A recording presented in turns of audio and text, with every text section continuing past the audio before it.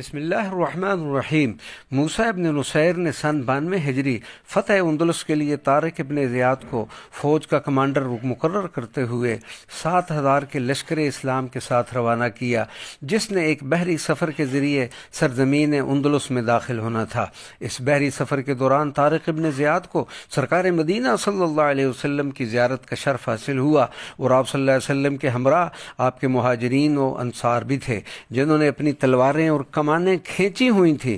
آپ صلی اللہ علیہ وسلم نے طارق سے فرمایا، یا طارق تقدم لشانک، اے طارق اپنی منزل کی طرف پیش قدمی کرو۔